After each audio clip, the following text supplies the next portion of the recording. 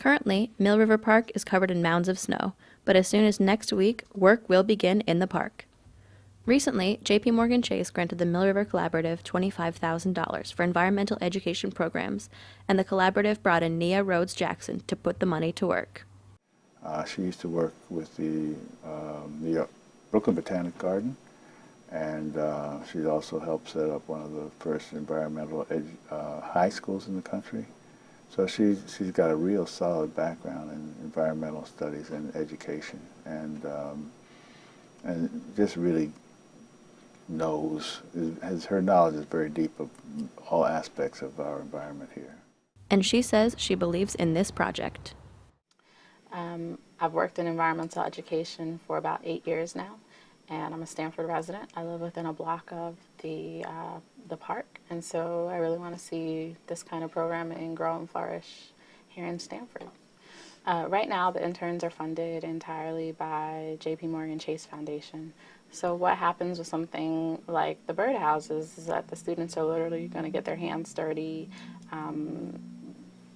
building birdhouses for bluebirds to put throughout the park. When it comes to native plants, we're really interested in encouraging residents in Stanford to grow more native plants that can be animal habitat and beneficial to the river. So the kids are going to grow plants that are native to the area and have them on display and actually do a plant sale Mother's Day weekend to offer native plants to residents. 16-year-old Mishak Casimir says that he chose to work on the project because he thought he should give back to Stanford. Basically I joined because I'm actually interested in stuff like the environment, and like in Stanford there really wasn't anything going on, so like once I saw this it was a way for me to give in to Stanford and give back to Stanford, so basically I'm helping out with that, with the Mill River. And I worked over the Mill River in the summertime, and I didn't know they were redoing it, so redoing it would be pretty cool since I'm seeing it from now and then seeing it develop. So that'd be pretty cool. But back in biology I learned a lot about like trees and infested species, stuff like that, like invasive plants. I learned a lot about that in biology last year, so now that I see it's actually happening like in front of me, I'm getting like hands-on experience with it. That's pretty cool because I remember learning it, so that's cool for me. Purrier has explained that when the park is up and running, it will be a focal point of Stanford, and this program will do wonders for the park. Started with a philosophy that if you get the youth to understand the values of the ecology of Mill River, then it would spread to the rest of the population. Well, for one, they'll work in the park. They'll work with our land management staff in doing restoration of certain areas of the park. They're going to take on stewardship of the area behind Wright Tech along the river, where we recently removed a lot of invasive plants and planted several hundred shrubs and trees to replace them. But that area is going to need, cultivation, weeding, and additional planting, supplemental planting going forward. And if we are successful, they will help us to cultivate plants, native plants, species that can be used in the park. I think it's really important to listen to students and to encourage their voice. One of the beautiful things about working with high school students is that they're more independent.